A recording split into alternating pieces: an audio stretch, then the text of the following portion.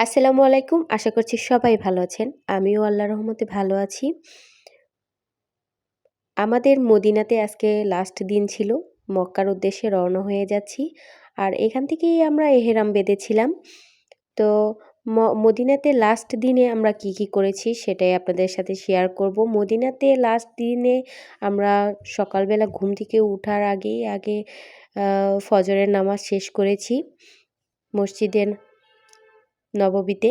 তারপরে হচ্ছে এই যে আমরা ব্যাগ প্যাকিং করে নিচ্ছি। তারপরে ব্যাগ-ট্যাগ প্যাকিং করে তারপরে আমরা নাস্তা করে নিলাম। তারপরে ৯টার পরে আমরা একটা প্রাইভেট কার দিয়ে চলে যাচ্ছি। যেখান থেকে এহরাম বাঁধতে হয় সেইখানে যাব আগে প্রথমে। তারপরে ওখানে এহরাম বাঁধার পরে আমরা আবার রওনা হয়ে যাব। মানে আমরা কিছু দূর যাওয়ার পরেই এহরাম বাঁধার একটা মসজিদ আছে। যাই হোক আমার মসজিদটার নাম মনে নেই। আপনাদের যদি মনে থাকে অবশ্যই কমেন্ট বক্সে জানিয়ে দিবেন। ওইখান থেকেই সবাই এহরাম বাঁধে যখন মদিনা থেকে রওনা হয় আর কি। আমার যেহেতু ফার্স্ট টাইম জার্নি আমার কাছে সবই অপরিচিত এবং সবই নতুন লাগছে। আর এত সুন্দর একটা ফিলিং পাচ্ছিলাম, মানে খুবই ভালো লাগছিল।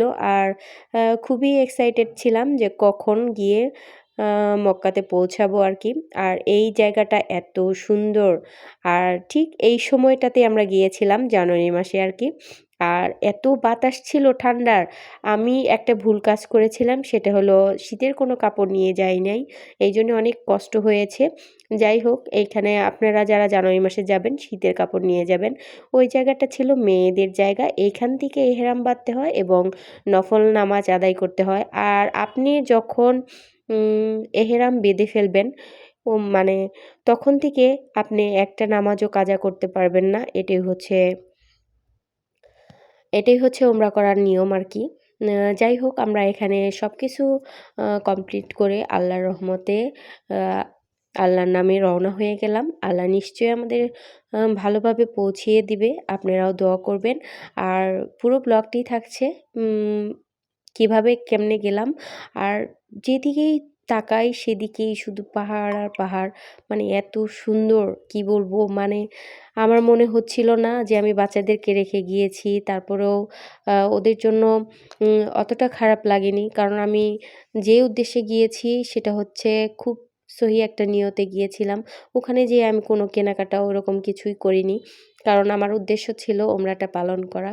আল্লাহর রহমতে সেটা আমি কমপ্লিট করতে পেরেছি। এটাই আল্লাহর কাছে লাখো কোটি শুকরিয়া। আর এই জায়গাটাতে আমরা থেমেছি। দুপুরের সময় হয়ে গিয়েছে। এখান থেকে খাওয়া-দাওয়া করে তারপরে আমরা আবার রওনা হয়ে যাব। কারণ একদম দুপুর টাইম আমরা তো সকালবেলা ওরকম ভারী কিছু খাইনি। যেহেতু লং জার্নি, ওয়াশরুমে যাওয়া যাবে না ওরকমভাবে। তো এই জন্যেই হচ্ছে এহরাম বাঁধার পরে আর কি আপনার অজুটা যেন কোনোভাবেই নষ্ট না হয় এই ভাবেই যেতে হবে আর কি। তো এই খাবারটা নিয়েছিলাম। কিছুটা হচ্ছে রাইস আর সাথে ছিল চিকেন ফ্রাই। আর এখানে বড় বড় আলু দেওয়া ছিল। প্রথমে মনে করেছিলাম খাবারটা দেখতে তো অতটা সুন্দর না, কিন্তু খাবারটা খেতে মনে হয় কেমন লাগবে। কিন্তু বিশ্বাস করেন খাবারটা খুবই ভালো ছিল। আর এই যে কিছুক্ষণ আমি ঘুমিয়ে গিয়েছিলাম, যেহেতু অনেক মর্নিংয়ে উঠেছি। তো এর কারণে দেখা যাচ্ছে যে ঘুমিয়ে গিয়েছিলাম। হঠাৎ করে দেখতে পেলাম আকাশটা এত সুন্দর পরিষ্কার লাগছে। আর একদম ফ্রন্ট সাইডে বসার কারণে আমি সব ভিডিওগুলি সুন্দর করে নিতে পেরেছি। মানে কি বলবো, একদিকে আকাশ, একদিকে পাহাড়, আর রাস্তা তো খুবই ক্লিন। আমাদের বাংলাদেশের মতো আ নোংরা কোথাও আমি পাইনি। খুবই ক্লিন এবং দেখেন এত স্পিডে গাড়ি চলছে, মানে কি বলবো আর। তো আল্লাহর রহমতে আমরা কত তাড়াতাড়ি পৌঁছাবো এই চিন্তায় আছি। তো আমার মনে হয় খুব বেশি সময় লাগবে না। কারণ অনেকটা পথ জার্নি করলাম। একটু সিগন্যাল নাই, কোনো কিচ্ছু নাই। আর গাড়ির অনেক স্পিড, আর খুব দ্রুত চলে। কারণ হচ্ছে গাড়ি খুবই কম। দেখতেই পাচ্ছেন আমরা শহরের দিকে ঢুকতেছি। বোঝা যাচ্ছে ওই যে মক্কা শহরটা দেখা যাচ্ছে আর কি। আমাদের ড্রাইভার সাহেব বলতেছিল।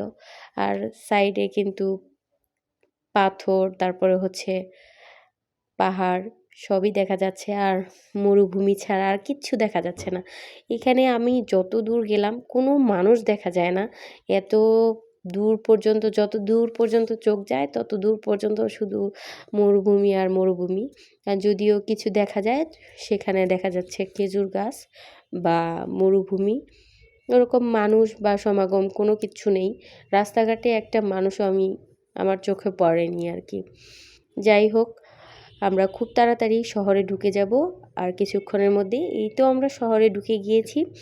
তো নেক্সট ভিডিওতে সবই থাকছে আবার। সে পর্যন্ত সবাই ভালো থাকবেন, সুস্থ থাকবেন, আমার জন্য দোয়া করবেন। আল্লাহ হাফিজ।